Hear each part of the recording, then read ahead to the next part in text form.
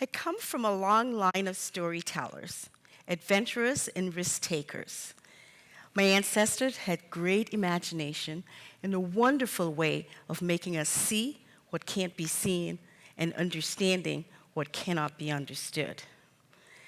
Like the frightening tales my grandfather told of the mythical bull-like creature, the rolling calf, a creature that comes in the middle of the night, gathering souls of young children who did not obey their parents. Or the frightening, scary ghosts that would dance away your shoes, the soles of your shoes at night, if you didn't put them away. These stories created lifetime habits that haunts me even to today. I never go to bed without putting away my shoes. And I never leave home without making my bed in fear of Brea Nancy, the trickster spider who will lay a weight in your crumpled sheets, ready to eat your skin and turn them into dry bones. See, those were the stories I grew up with. And everyone in the village, my grandparents' village, knew these stories, and they'd offer up their own embellishments. They also, in this village where my grandparents grew up, we would hear stories of our great heroes. Nanny, the Ashanti warrior, the Maroon, who fought the British for our freedom. There's also Paul Bogle, who started the Morant Bay Rebellion, and my ancestor, George William Gordon, who along with Sam Sharp were the strategists behind the 1831 slave uprising that spread throughout the island. See, we knew these heroes. Their faces were in the books we read at school. Their names adorned buildings and street signs, and their likeness stood proudly in town squares and graced our Jamaican currency. But the stories that would mean the most to me, the ones I gravitated to most, were the ones my grandmother told. For there were incredible recollections of her own life.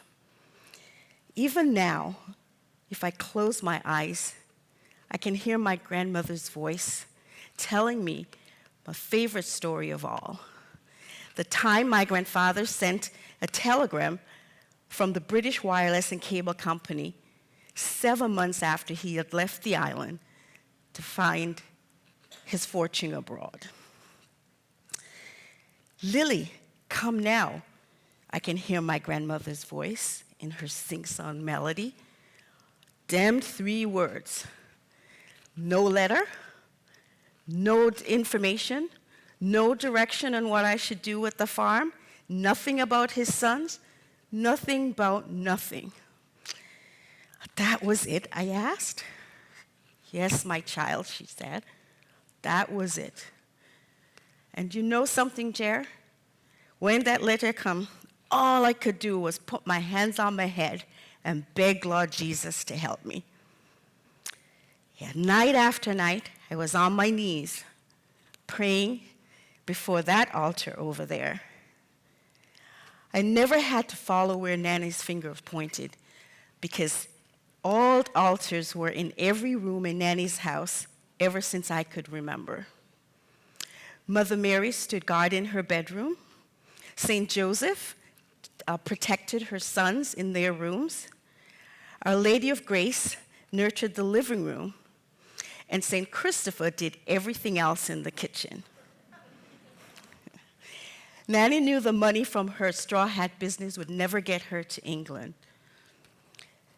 And so, in desperation, she turned to the old ways, prayers, the magic of unshakable belief.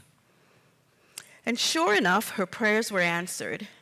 In a stroke of luck, my grandmother would benefit from a program by the British to repatriate Jamaicans to the UK, as workers were in short supply after the war. Now, if you can just imagine this, there she was, my grandmother, standing in the dock in Kingston, standing before Her Majesty's ship, the Windress, a green country girl from above rocks, holding her grip tightly in one hand that was filled with her best church dresses, and in the other, a hat box with her Sunday go-to-meeting best hat, traipsing off to England, to Birmingham, because her man, Birchman, sent a come now telegram from the God knows where address and no money. I would draw courage from that story when I too landed in a Birmingham, my first time off my island. Except my Birmingham was in the US, and I was there, as green as my grandmother was, a 17-year-old to attend college. Miss Lill must have felt exactly as I did that day, scared, yet determined, inexperienced, yet filled with the excitement for this new adventure. But that didn't last long. As I was escorted by the school's driver, he took me down a road that was lined with these statues that I was seeing for the first time. These well-manicured lawns on this really beautiful Alabama street was lined with a row of lawn jockeys.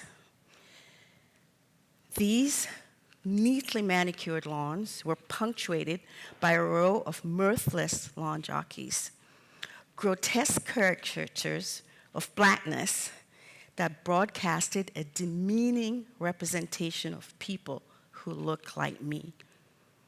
They were so unlike the statues my grandmother had prayed before. And without a word being spoken, I clearly understood the message I was meant to receive. The implicit warning implied: know your place. Keep your place. Bolstered by my grandmother's memory, I straightened my spine and steeled my gaze, for I knew I could make it. My grandmother had done so before me in a foreign land where many an honorable establishment had signs that read, "No dogs, no blacks, no Irish." Years later, after I had settled in the North, Nanny's come now telegram story would once again serve me well.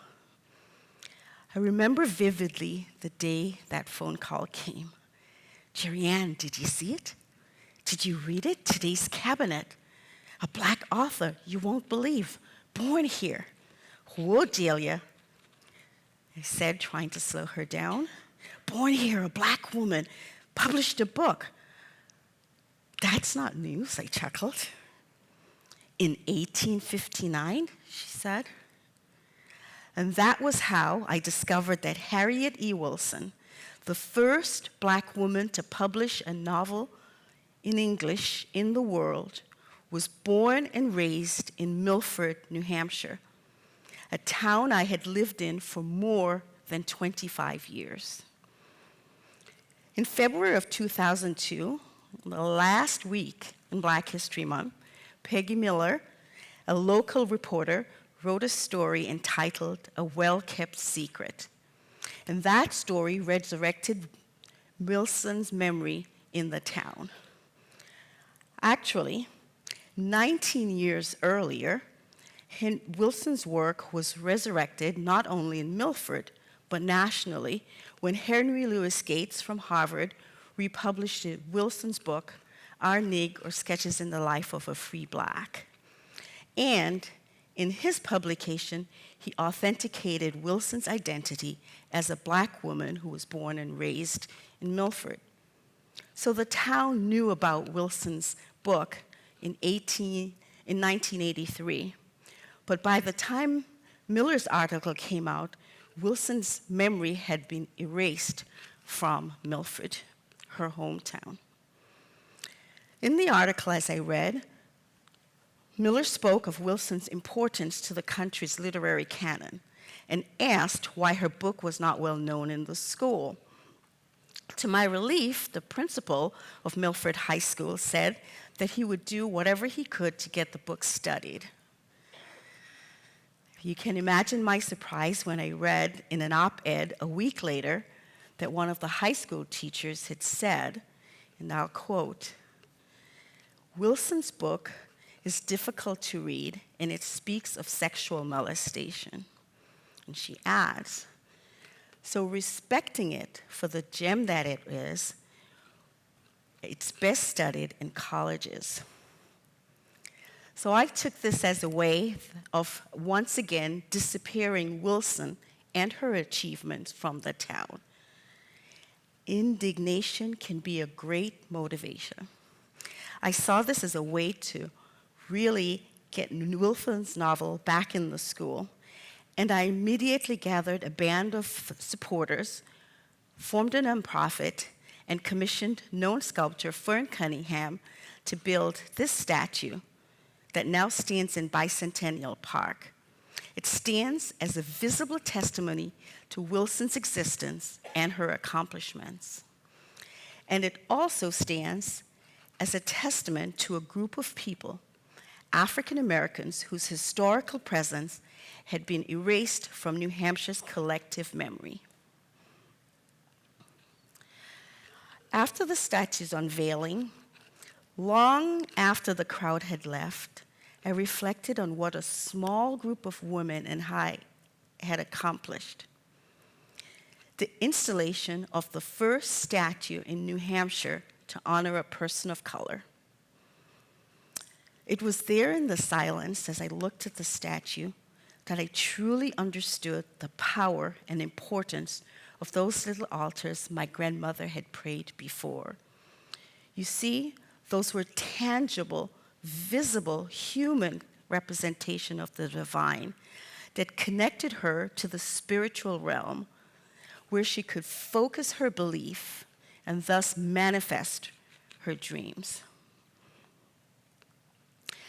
And here before me, unlike those trite lawn jockeys I'd seen my first time off my island, stood a visible representation of blackness my sons could be proud of.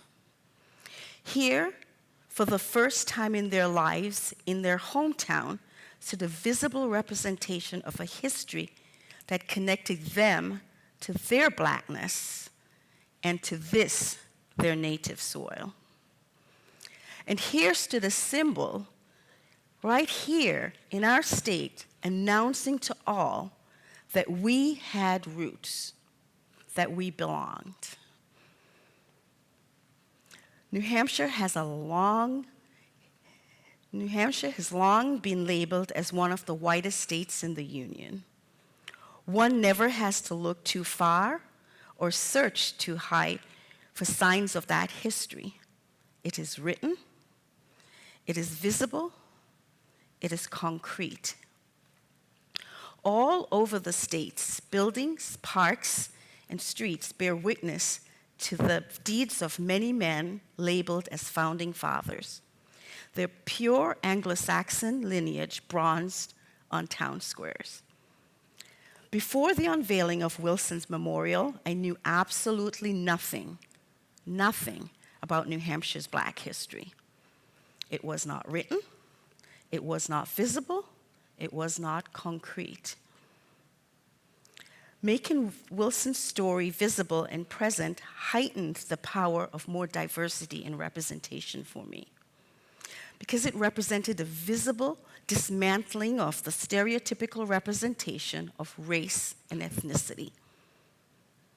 Given our current environment of rising racial tensions, where the progress of recent decades appear to be disappearing, knowing these lost stories and seeing visual representation of Black history is transformative.